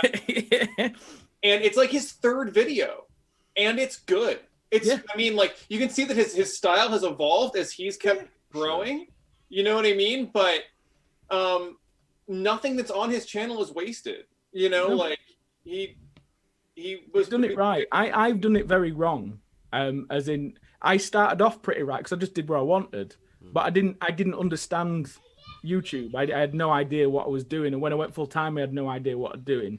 And then I sat down with Talking 20, and he sort of went through how to understand things. He went into a bit more thumbnail creation, and he explained things to me and helped me sort of put me on the rails sort of thing. But what I did is rather than taking the advice, I just thought, right, with this advice, and then I started listening to these get rich quick channels, like you've got to, clickbait, and I went the wrong way, as in I did the wrong thing. So I've removed a lot of them videos now.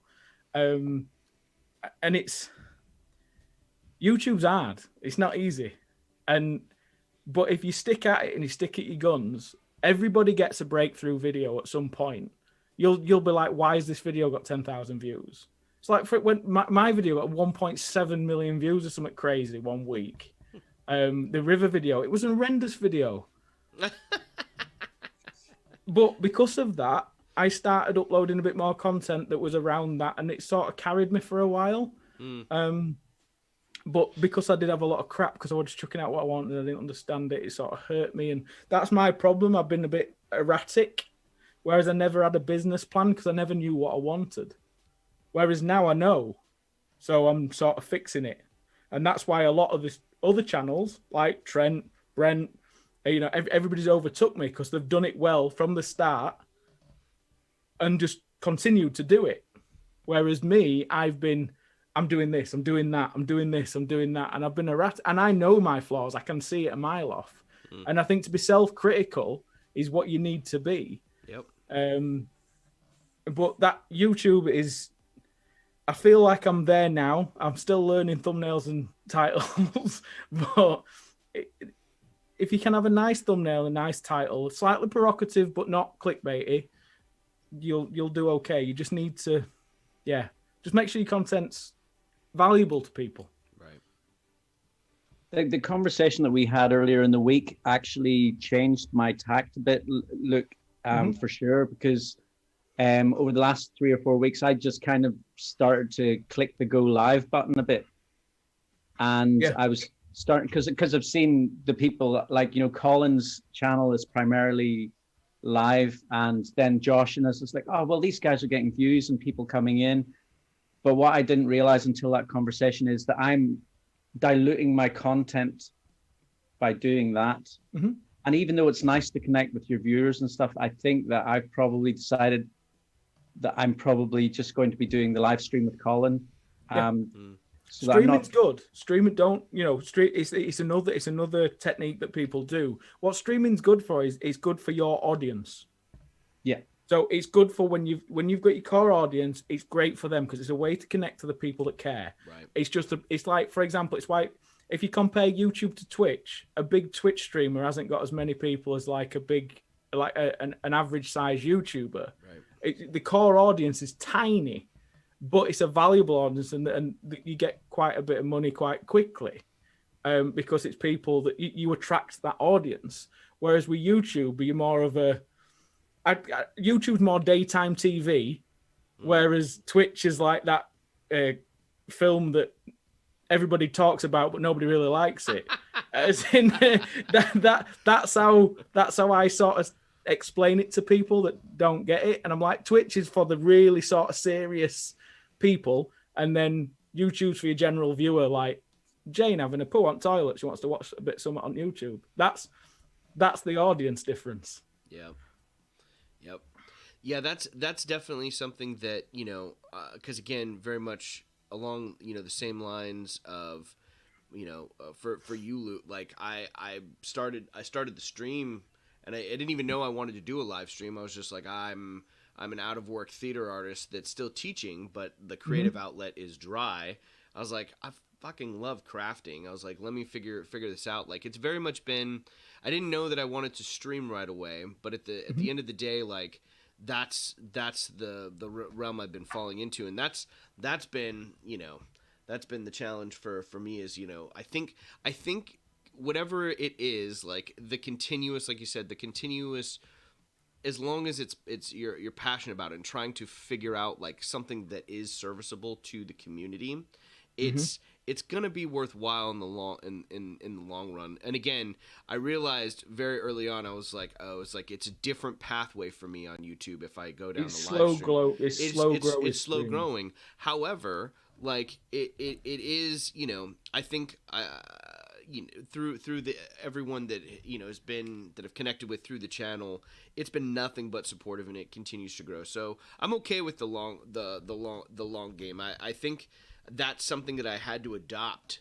and just acknowledge early on, because it's how many people like tune into YouTube just to watch it, you know what I mean, like to watch a show like that. So it's definitely been popping up. And something else that's popping up here, I know you and Elson talked about this on the stream a few days ago, but John's talking about from Tabletop Witchcraft, the stress that comes along with having to produce weekly videos, right? You don't. Window. This is the thing. You don't have to produce. I've been through this. As in, I've had a few. I'll call them mini breakdowns. Around the time, like I went full time, and I had a year of having nearly a year of really enjoying myself. I like all this free time. I've got weekends back. Because before that, I was a full-time musician, plus trying to do this, plus trying to do commissions all at the same time. Yeah. And then when I dropped the band eventually, because that was what I did for 10 years, I was like, all this free time, and I enjoyed it. And I was banging out 2 videos a week, and that's what I guaranteed. But what I noticed is the videos are very rushed. But I was learning to use DSLRs. I was only using my phone back then. So I bought a DSLR and a decent Handycam, and I started learning to use Adobe. And I went from knocking out videos as quick as possible to, that just took me 20 hours to edit. And then I was like, I still got to keep up these 2 videos a week. And then I sort of put myself in this hole, and I had to get to it. But I was doing great. As in, a good video for me when I went full time was like 7,000 hits, which is nothing now. But then when I went full time and I started with everything I'd learned from Talking 20 and everything else, I started getting 10,000 views a video. And then I was doing 2 videos a week. So I was getting about sometimes up to 40, which was massive at that time. And then I was like, right, so I've got to keep at this. And I kept at it. And I could see the quality. Me, I was getting tired. Everybody in my comments were like, Luke, you're looking haggard. Haggard's looking a bit shitty. A bit rough. And I was working 100+ hour weeks to try and do it all. Because as a correct terrain builder, you're building terrain. You're filming, you're editing, you're keeping up with the networking side, you're keeping up with your emails. And then I was still trying to keep in my free time watching stuff that I liked and procrastinating on an evening still when everybody's in bed. I was still trying to do what I wanted to do for myself. And especially when I did the 1-day board build, the first one, and that got like 120,000 views. And then I did a second one when I met Oliver from Broadsword, and that did 100,000 views. And I carried on, and then my views started dropping. And I was like, what's happening? And I just lost all my energy. Everything was very similar. It's like, here's another terrain build. And it was just a MDF base, bit of compound, bit of flock, another river, another set of trees. I'd done it all. And there's not much you can do in Scenics. Once you've done a pond, a river, some trees, and a landscape, you're done. So it got a bit, and I was like, why am I doing this? And I did the Mars board because everybody in my comments were like, do a Mars board. So I did, and it flopped, and it absolutely destroyed me, right? I put quite a lot of effort into that. I watch it now, and I think, Christ, it was terrible. But I had Travis and Oliver. They both came over to help me with editing, filming for about a week and a half to try and just get me in front. And after all that, I took some time off, And at that point, I realized I could have just done one video a month and got the same amount of hits. Mm. And now I put, like last year when I moved into the first unit and I didn't put out a video for 6 weeks, my analytics didn't change. Interesting. They went up in some weeks, which is crazy. So now I upload when I've got a video. So if I upload 4 this week and then I don't upload for a month, I don't care. See, the thing is like, because all of this is like, I'm absorbing all of this information as you're talking here as much as I possibly can and trying to understand it, because everything you're saying is true. And I know I've chatted to John from Tabletop Witchcraft quite a few times about it as well. And yeah, the time and the stress, like I'm trying to put out a weekly video and try and make it really like a big build or something like that. And you can't do it. I've got a lot of crap on my channel that I've kept on there. I mean, it's not crap, it's good. Like some of my time-lapse drawing videos earlier on ones. And one of the reasons why I'm keeping that content on there is because, if I delete those, then I'm deleting my views, which has a problem for like this mythical monetization or whatever. That don't worry about it. When you actually monetize, you're going to be making pennies. It's pointless. Well, exactly. See, this is all of the stuff that that I'm learning, and obviously, like I want to keep doing it, but make it what's the word that you call it? Feasible, like that you can keep doing valuable. It and actually valuable content. and good. So like, for me, like I've been learning a lot from the conversations that we've had in the last 2 weeks. It's what it is with me. I mean, like obviously, what were it 2 years ago or 3 years ago? The camera channels boomed, absolutely boomed, and the reason that is because technology got cheap. So, because you can now, I mean, you could buy like a little mirrorless camera for about £100, slap a vintage lens on it, and knock out some awesome content as long as you learn how to use it with some decent lights. But you could set up a YouTube channel for about £200 and you're away, and you could do some gorgeous looking content. If I'd have picked up a proper camera when I started out, where I'd be now would be, but I had the wrong drive, so it wouldn't have made sense. I wanted just to press record. I didn't want to focus anything. I didn't want to I didn't care. I just wanted to point stuff at it, where I think that's wrong because it doesn't tell a story. And what you need to do is tell the story with the camera. So when you come to talking about what you're doing, you can visually see it. It's just because technology is so cheap now, there's all these channels popping up with amazing content, and you've got to stand out from the pile.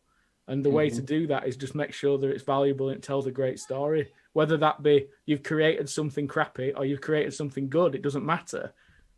You can create crap and it be an amazing video. Yeah. One of my most subbed videos is a video where I completely fucked it up. But people love that too. Yeah. People love they do, because they can point and laugh at you. Yeah, that's 100% it. He really is a human being. Yeah. Well, people that comes to the whole thing and the point of, they love to see you fail, because then they like to see, there's also a recovery from the failure too, right? There's the tumbling downhill, but then it's also you recover and you keep going forward. It's conflict that occurs naturally, and that's exciting for people. As a new YouTuber, if anybody's starting out and they've really been serious about it, and what I'd just say to you is don't stress too much about subs. Concentrate more on your view count. Yeah. Because once you start getting the views, the subs will count. Yep. But the time when you get that breakthrough video, so say for example you're getting on average 200 views a video, and for some reason you've done a video and it's got 2,500-3,000 views. At that time, just make sure your next few videos are up there, whether it takes you 3-4 weeks to be able to do them. Don't just pump out crap because you think you've got to now start hitting the train. You don't. What you need to do is just make sure that the next time YouTube recommends you, the content's as good as the video that broke through. and people like it. It's And then, it's sorry, go ahead, man. and I just like so if you start off like that, it means your videos from day one will be good. If you're not stressing on doing a video every 3 days or every week or every 2 weeks even, just make every video value. If it's valuable to yourself, as in make it for yourself, as in make content that you want to watch, as in that's what, you know, we all say, is in make what you want to watch. But if it's valuable and you find it valuable, even though you're making it, others will. And you'll build your following slowly. And then when you have that breakthrough, your back catalogue is also then going to start getting recommended and they'll watch it. If it's filled with streams and unboxings and news and stuff that's not relevant, and if your thumbnails are all the same and they haven't changed much, nobody knows where to look because it's all like they think they've seen it when it pops up. So it's good to have different thumbnails, but they also look like your. It's all you see it all the time. Yeah. As in, that's why you're laughing. What Luke is also saying is don't live stream, Michael. It's a crazy event. Like, why would anyone live stream? Well, no, there's nothing wrong with live streaming. No, I there just isn't. if you are a YouTuber as well and you're doing Yes. that sort of content, I'd remove. Yeah. Not, I wouldn't even unlist them. I'd remove them. Yeah. See, yeah. Wow. Well, the thing is, DMG a few minutes ago put in a comment saying it's decide which sort of channel you're going to be. Do you know what I mean? If you're a live streaming channel, then that's fine. Keep it up there because that's nothing wrong with that. No, that's what people are coming to see. Right. But if you're making like videos that are like, I'm going to do a project here and this is how I did it, and then you've got it beside 2 live streams, and then you've got it beside an unboxing video, then that's nonsense. That's not going to work. Like, no. And I am literally considering right now in my head going through my channel and deleting loads of shit. I have a second channel. If you want to live stream, I've like, you know, your live channel. And or then, what you said to me earlier in the week was once you've done it is just delete the stream afterwards. Enjoy the time. It's probably with your still better viewers. to have, because it messes with your metrics. It's probably still better to have a second channel and just let you know, at the beginning or the end of most of your videos, start recommending people to the other channel. And then once you've got like a decent subscriber amount on there, then start doing it. I'm going to start live streaming because I've had a patron now for about 12 months. And over that 12 months, it's got about 1,500 quid. So I'm going to put that £1,500 now into the gear so I can have a couple of cameras, lights, and some paints, as in, because buying 2 lots of everything is expensive. So it's not what's expensive. It's not the cameras. I mean, the cameras are quite cheap. It's all the arms. It's all the power packs. It's everything even doing it cheap. It's expensive. So rigging that up so I've got 2 cameras and everything else is going to cost about 1,500 quid doing it cheap. But because of the patron, they supported that. And then I am going to do live streams, but only for my patrons. That's cool. Because they're the ones that want to bond with me and talk to me in my Discord. Right. So if I can do a live stream like once a fortnight for them at different times, you know, I'll do it because they've supported me through the last 12 months. I think you're gonna, and I feel like I should owe them something because as a business as well, it's a bit weird having a patron. Because obviously I'm selling products and then they're paying me to. It's a bit weird. I think that's going to be a really good. I think that's going to grow, and I think your Patreon's going to grow as a result of that too. When you start doing that, Luke, because you're just you know, and hanging out with you here and like being able to set it up and do exactly what we're doing now, but to just share in the craft and also interact with everyone too is going to be something that's I think you are going to enjoy it as well as much as the Patreons will too. Well, it means that I've got a reason and I can explain to my missus that I'm going upstairs to paint. I've got to work. Now you figured out why I do the live stream. I get dedicated crafting 3 times a week now. So, yeah. Well, that's cool. That's going to be exciting. You'll have to, if you guys are interested at all in, you'll have to head on over to Luke's Patreon, and if it's not linked in the description, we'll be sure to put it in there. But if you're There's interested, not all you get is a Discord at minute. As in, I set it up just to bring in a little bit of money, just so I can. Once I've got the money, I can set it up. That's what we're there for. Definitely keep your eyes peeled, because soon that's going to be, that'll be something that I know everyone will get excited about. Was the ability to join you on a live stream and hang out and craft with you will be a lot of fun. Yeah, they'll like that. We are approaching the end of our normal allotted time, and I just want to make sure that before we end, we hear Luke tell us what's on the horizon. What can we look forward to on Geek Gaming Scenics YouTube channel? What should we be seeing in the pipeline? Well, if you listen to some of the guys in comments, I'm not a terrain channel anymore, but there's a lot of terrain coming. I've got 2 huge gaming tables that I'm going to be doing for commissions. And I'm currently talking to a guy about a 3rd one, which I can't discuss yet because the deposit's not been paid. But that is fucking epic. As in, if you think these 2 are epic, this 3rd one's going to be like a 6-month project, easy. Oh my god, it's a lot of money, and I think that's why it's been delayed. But it's I don't even know I'm going to build it in the space I've got. What is a World War II table? Is that right? The 16 by 4. That's, I mean, I can do that. That's, it's not too big, but it's going to be pretty epic because I can't remember the name of the battle. Band of Brothers. Do you know where the farm is and the howitzer outpost? Oh yeah. That's from the first in Normandy, the first or 2nd episode. Yeah. Yeah. I can't remember the name of the farm, but we're building that on one board. Oh wow.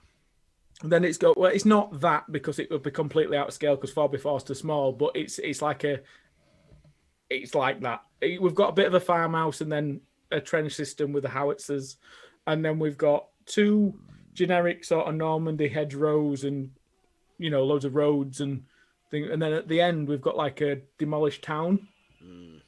So there's a lot to do on that board, as in like different techniques, and it's going to be nice how it flows. And the idea is you can use it like the farmhouse and the town together with the roads coming off from the other boards.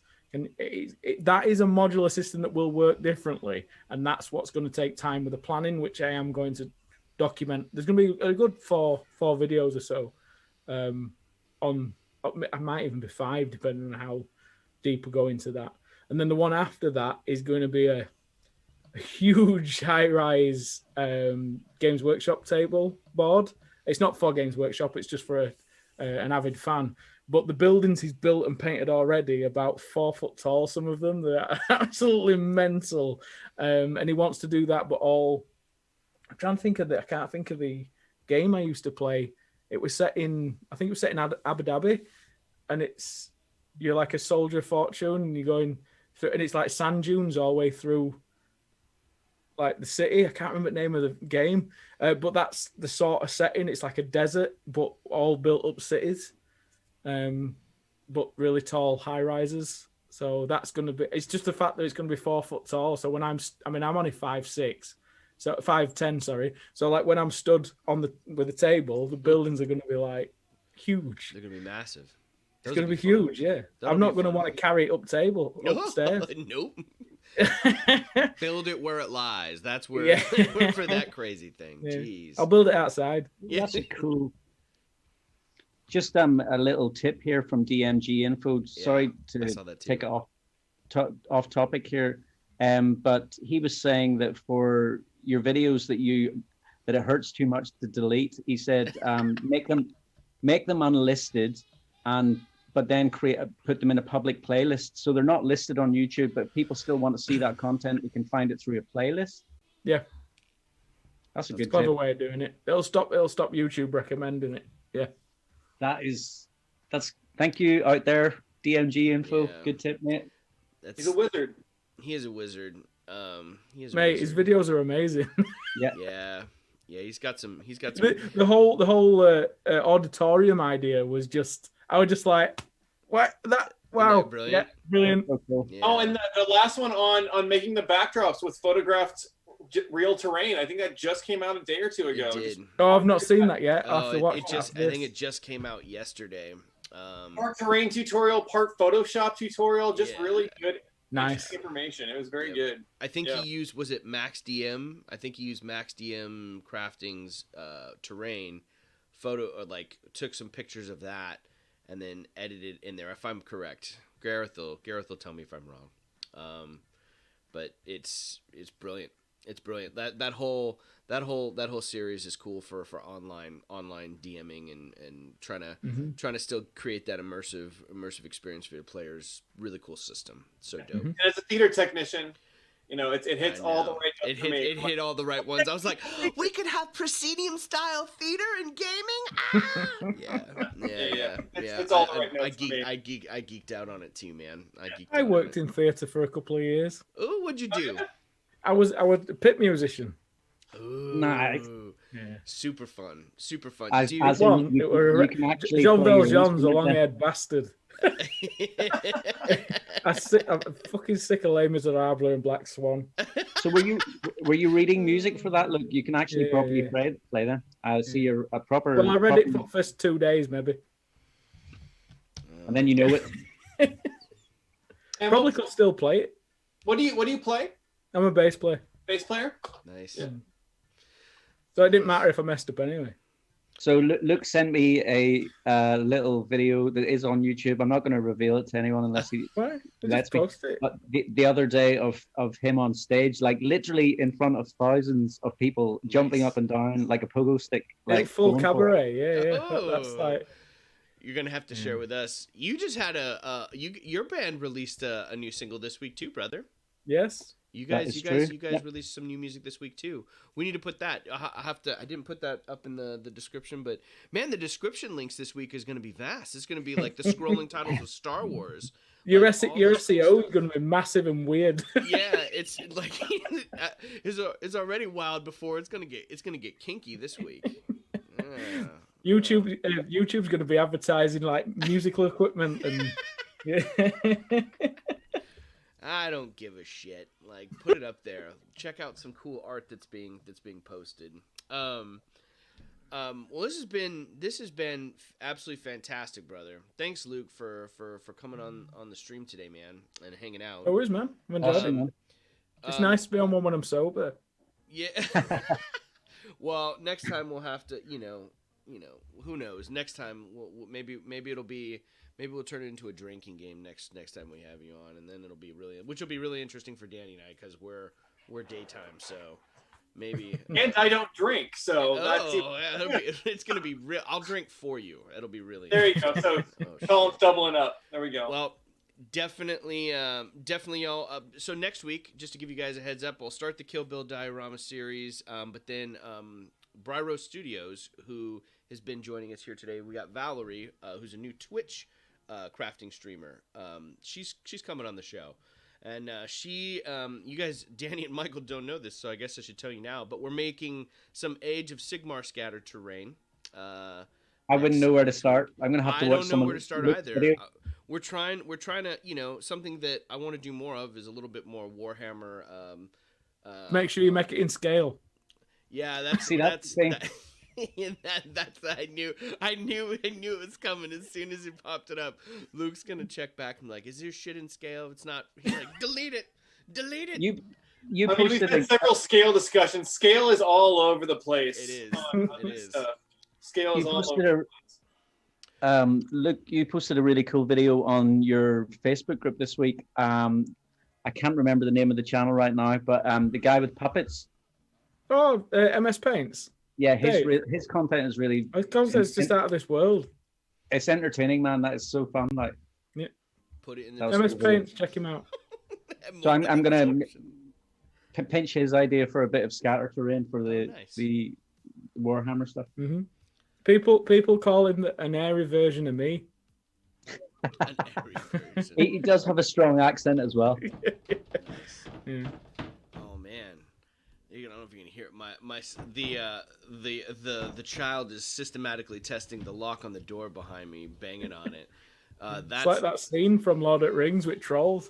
Yeah, they have a cave troll, except mine's like I have a mini crazy crafter. Like, So his attack's a different part of the fence. well, he crashed Okay. the stream on Friday. Crafter. He crashed the stream and ran ran in and like jumped behind me, and I was just like, well, that's what I'm doing now. I guess I gotta help. I put him to work. I was like, paint some bricks. So he painted some bricks. He painted bricks for me. Luke, thanks so much for joining us today. We're looking forward to having you on again. And no worries, we'll man. definitely do that. But anytime, as long as I'm not busy. As long as you're not busy, which woo, that is we really appreciate you carving some time out of the busy schedule, a work day today for you. So, thanks for joining us. Working today. Weekends is brilliant. Yeah, we definitely have been. We have been there. Thank you all for tuning in today and joining us. All your questions and the chat has been absolutely fantastic. Really enjoyed the stream today. Learned a lot, like we always do. If you're around next week, tune in. Make sure to check out Briar Rose Studios as we make some Sigmar terrain. I'll see you guys this week during the stream. And until then, be sure to craft your passion daily. I'm gonna steal Luke's line here. Love all. Boom. Love. Boom. You know where that comes from? Where does that come from? Tell us. Right. Have you seen Bruce Almighty? Yes. Yeah. Right. And you know when he goes love, right? Yeah. Oh, that's where it comes from. I used to say it to our lass. And then I just slowed it down to love. Oh, it's perfect. I got boring, so love. So, yeah. Well, good to the last drop today, ladies and gentlemen. We'll see you all next week. Thanks for tuning in, and be sure to craft your passion daily. Cheers, y'all. Later.